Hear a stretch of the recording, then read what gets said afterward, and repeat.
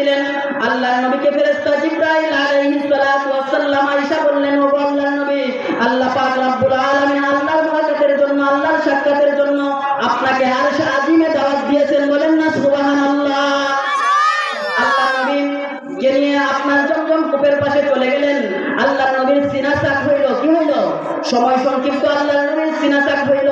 আল্লাহর নবীকে বুরাক নামক একটা বাহনে করে আল্লাহর নবীর ফেরেশতা জিবরাইল আলাইহিস সালাতু ওয়াস সালাম মসজিদে হারাম হইতে মসজিদে আকসায় নিয়ে গেলেন। কোথায়?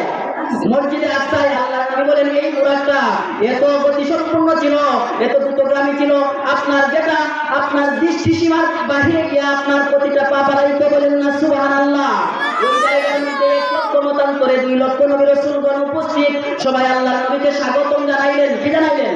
স্বাগতম জানাইলেন। আদম নবী বলেন, আজকের এই জামাতের ইমামতি আমি করব, আমি আদম, আল্লাহ পাক আমাকে সৃষ্টি করছেন। ইব্রাহিম বলেন, আমি দুনিয়ার জমিনের মধ্যে কাবা প্রতিষ্ঠা করছি, আমি আজকে নামাজের ইমামতি করব। ঈসা নবী বলে, আমাকে আল্লাহ পাক রব্বুল আলামিন পিতা ছাড়া দুনিয়ার জমিনের মধ্যে পাঠাইছেন, আজকের এই জামাতের ইমামতি আমি করব। মুসা নবী বলে, আল্লাহ পাক রব্বুল আলামিন আমার সাথে কথা বলেছেন, আজকে এই জামাতের ইমামতি আমি করব। সমস্ত মসজিদ ভরপুর হয়ে গেল। জিবরাইল আলাইহিস সালাতু ওয়াস সালাম আযান দিলেন। আসমান জমিনের সমস্ত ফেরেশতা ওই জায়গার মধ্যে উপস্থিত হইল। মুত্তাকিগণের আত্মা ওই জায়গার মধ্যে উপস্থিত হইল। সর্বশেষ আল্লাহর নবীকে ফেরেশতা জিবরাইল আলাইহিস সালাতু ওয়াস সালাম নিয়া নামাজের ইমামতির জন্য দাঁড় করিয়ে দিলেন, বলেন না সুবহানাল্লাহ। নামাজ শেষ হলো, খুতবা দেওয়া শুরু হলো। আদম নবী খুতবা দিলেন, 1,24,000 নবী রাসূলগণ খুতবা দিলেন। আল্লাহর নবী খুতবা দিলেন। খুতবার পর্ব শেষে আল্লাহর নবীকে প্রথম আসমানের মধ্যে নিয়ে যাওয়া হইল, বলেন না সুবহানাল্লাহ।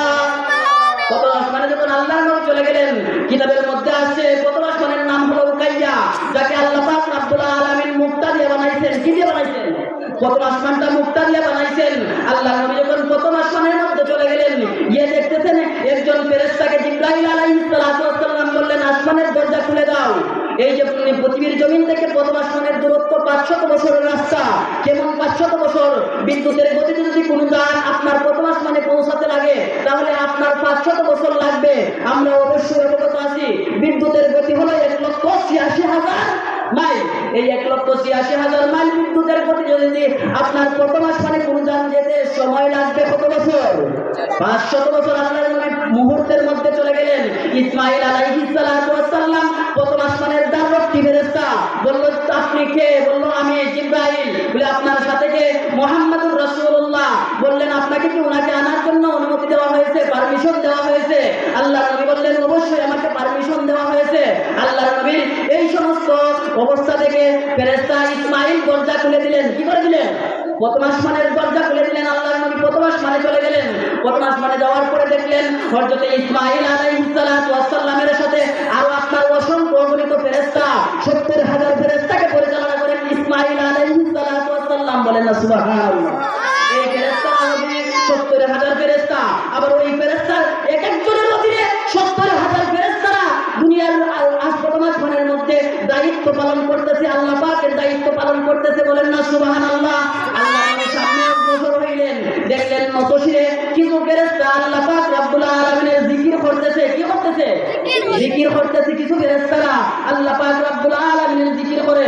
আল্লাহ পাক রব্বুল আলামিনের কি জিকির করে? ফেরেশতারা জিকির করতেছে, সুবহুল কুদ্দুসুন রাব্বানা ওয়া রাব্বুল মালাইকাতু ওয়ার রূহ। আল্লাহর নবী ফেরেশতা জিবরাইল আলাইহিস সালাতু ওয়াস সালামকে ডাক দিয়ে বলেন, ও জিবরাইল, তারা কারা?